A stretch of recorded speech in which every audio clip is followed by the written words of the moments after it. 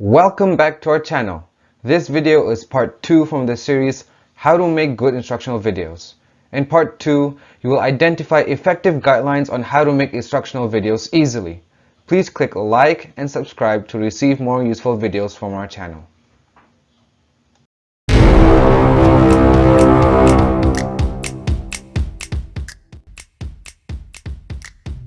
We are going to begin with the guidelines on how to make good instructional videos.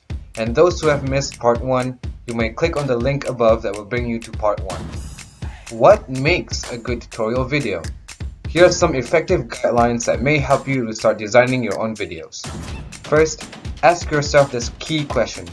Is the instruction clear, easy to follow, and to the point? Tutorials must be easy to consume, and learning is best achieved when information is delivered clearly.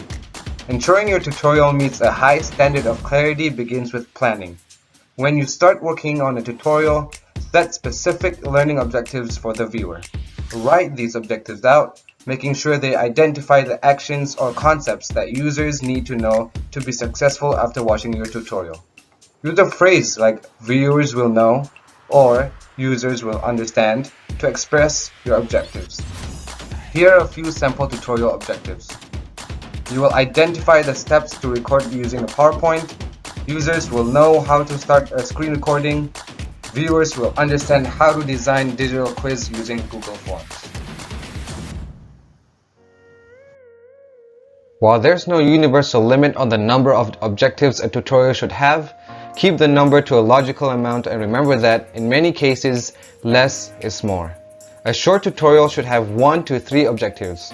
If you find yourself getting to 5 or more, review your objectives and determine if all truly are objectives. Once objectives are finalized, use them as the guides around which you build the tutorial. Each part should be designed to ensure that the learning objective is achieved without losing its focus. Having objectives and a focus on clarity allows you to move to the next guideline. The second essential guide is to ask yourself this. Do the ideas flow smoothly from one to the next? Good instructional videos have smooth flow for each section to another section. Design your videos so that you present things in the order that a viewer would need to use them to perform the task. Arrange the content according to a sequential process that can make your audience easily follow the ideas of your content smoothly. Are a few steps normally done in conjunction with another? It's likely those should be taught in succession. Setting up your videos this way helps you show how different steps or features relate to or even depend on one another. Once you have the flow of your tutorial figured out, consider the pacing. The third essential guide is called pacing. Pacing is the speed at which you deliver the instruction. There are 3 key factors in pacing. The first factor is, when writing your script, make sure each step gets the right amount of attention. If a step is more complex, spend a little extra time, a sentence or 2, explaining the context. If it is simple, don't go into too much detail. Second, consider your voiceover. Speak naturally as you record, but be aware of your speed. Many people accelerate as they read, so you may need to be deliberate about slowing down and maintaining a consistent pace. Don't worry if it feels slow, because that's normal. As you record the script, consider how you want each part to sound in the video. It often takes longer to demonstrate something on screen than it does to describe the action. While you may read a sentence as though it leads right into another, the video may require more time to show the action. This can make for awkward pauses or the need to rush the video. Take a pause at the end of each sentence, step and sub-step. This makes it easier to add time into the narration when you edit the video. The third factor of good pacing happens when you record and edit your video. If you plan to use a video of a screen recording, make sure to use smooth, easy to follow cursor movements when recording. They can always be sped up in the finished recording. When you have a draft, watch your video. The cool thing about video editing is you have full control over pacing and can always change the amount of time between sentences, steps, and even sections. We are now coming to the fourth essential guide. Ask yourself, does the cognitive load seem appropriate for the audience? Cognitive load, simply put, says that working memory is limited and can be overwhelmed. When this happens, learning new ideas, concepts, or processes becomes difficult or even impossible. Imagine a glass filling with water. The glass can handle up to a certain amount of water before overflowing. The information in your video is the water, and your viewers are the glass.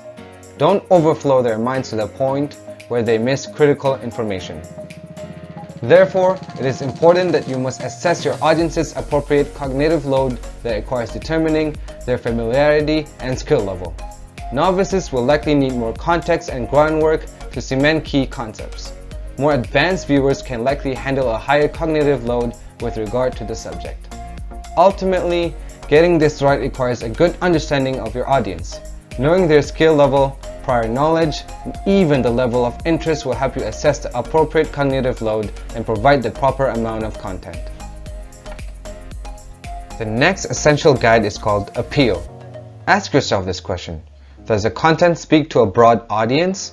We need to use the word appeal here loosely. Appeal really means, is this a topic many people want or need to know about? A lot of tutorials are created based on demand.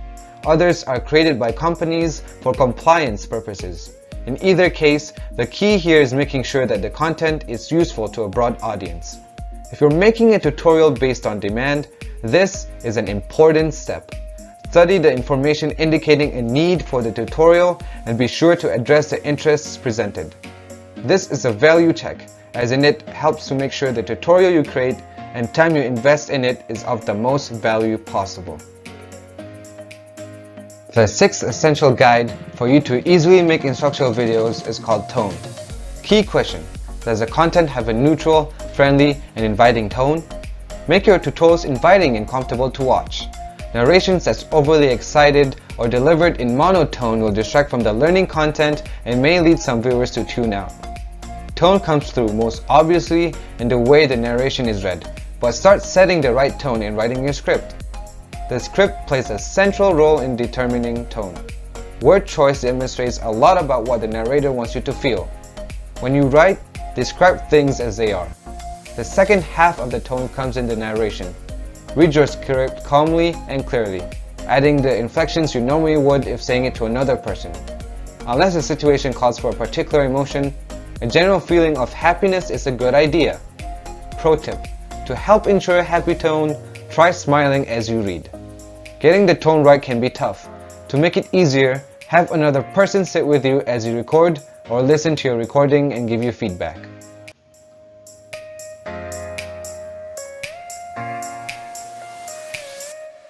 The second last guide for you to make an instructional video is presentation. This is of course the most important part.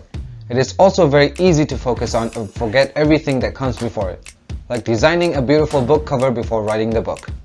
Presentation constitutes the way the video looks, the audio sounds, and how the entire package is delivered and displayed to the audience.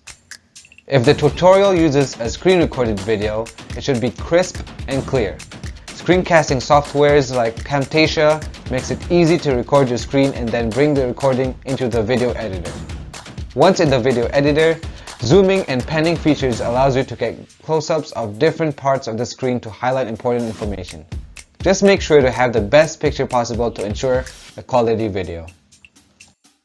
The last and final guide for you to make an instructional video is audio. The audio should be easy to hear at a mid-level volume setting. If you record narration separately, audio editing software will allow you to raise or lower the volume, or you can do it in Camtasia. Use transitions, annotations, or additional effects in the video with care. Don't add effects just for fun or simply because you can. Make sure they're only used when they add to the learning experience.